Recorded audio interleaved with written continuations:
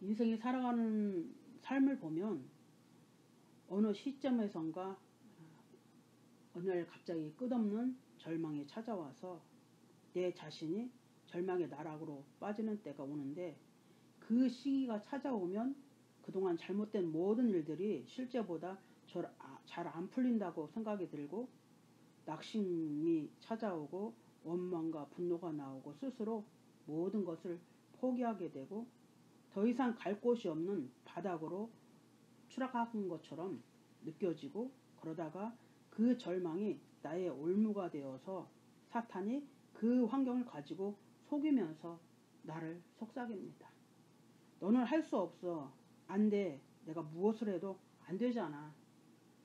네가 무엇을 할 수 있어 라고 사단은 이렇게 속삭이면서 내 자신이 믿음에서 떨어지도록 하는 것을 바로 사탄의 계략인 것입니다.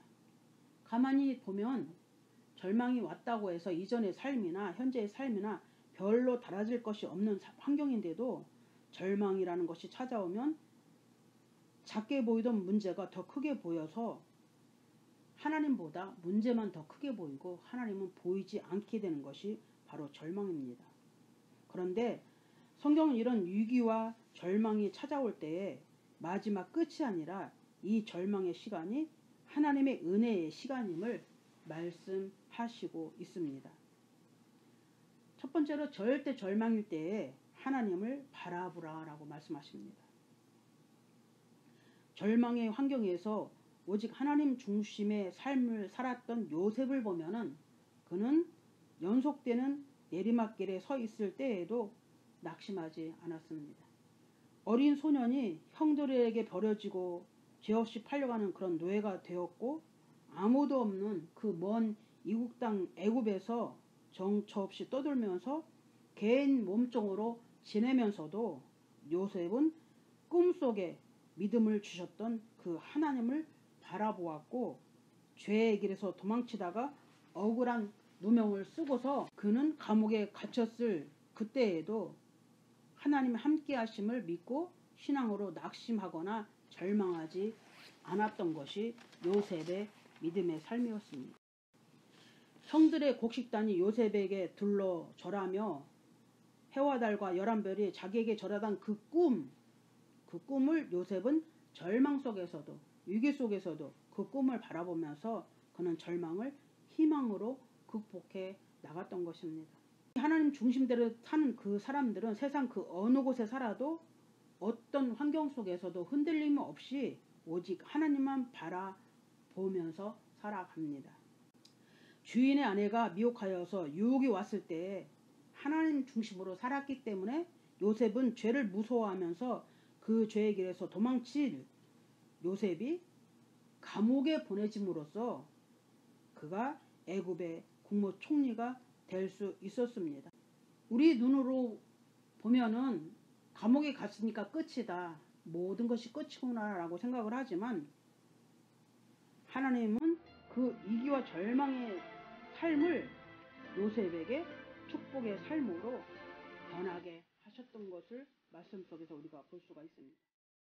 이 모든 것은 그의 삶의 중심에 언제나 하나님이 함께 해주셨습니다. 삶의 중심이 언제나 하나님 중심으로 살아가는 사람, 삶의 중심이 언제나 하나님의 뜻대로 순종하며 살아가는 그 사람의 삶엔 언제나 예수 그리스도의 십자가 자랑밖에는 아무것도 없는 것입니다. 갈라디아서 6장 14절 말씀해 보면 그러나 내게는 우리 주 예수 그리스도의 십자가 외에 결코 자랑할 것이 없으니 그리스도로 말미암아 세상이 나를 대하여 십자가에 못 박히고 내가 또한 세상에 대하여 그러하니라 라고 말씀하십니다.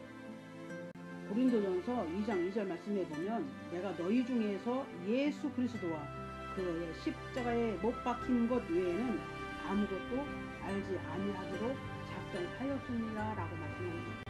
우리의 현재의 삶이 환경이 막막하여서 다른 그 어떤 길도 안 보일 때에 무엇을 어찌 해야 할지 몰라서 이것이 마지막 끝이라고 안 보인다고 앞으로 도저히 나갈 수가 없다고 탄식하며 절망할 때에 그때 하나님께 무릎 꿇고 간구해야 성령 하나님께서 길을 인도해 주십니다. 절망과 이유가 찾아올 때에 잠잠히 하나님을 바라보며 내 혼의 생각과 육을 말씀 앞에 복종시킬 때가 바로 이 절망이 오는 시간입니다. 어렵고 힘들 때에 하나님의 성전인 엘베델만 바라보지 말고 나를 만나주시고 나와 이야기하시던 하나님을 만나기 위하여서 절망의 늪에서 빠져나와서 다시 일어나서 하나님을 만나기 위해서 우리는 베델로 올라가야 합니다.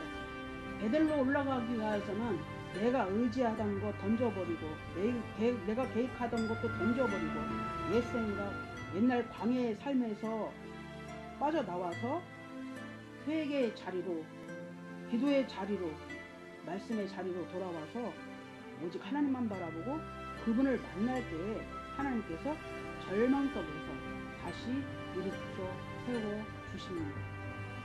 하나님의 생각은 깊으시고 넓으시기 때문에 하나님께서 우리 무엇이 힘든지, 어떻게 하는지, 어떤 상황인지 우리가 간구하고 기도하기 전에 이미 성령 하나님께서 우리의 모든 절박함을 다 아시고 계시다는 사실입니다.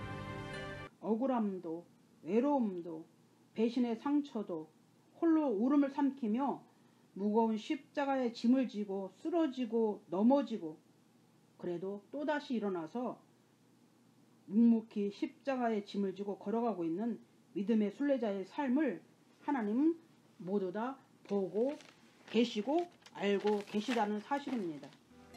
하나님은 전능하신 분이시고 우리 아버지 하나님이십니다. 자식이 하나님 아버지를 못 믿는다면 이 세상에서 우리가 그 누구를 믿고 의지하며 살아갈 수 있겠습니까?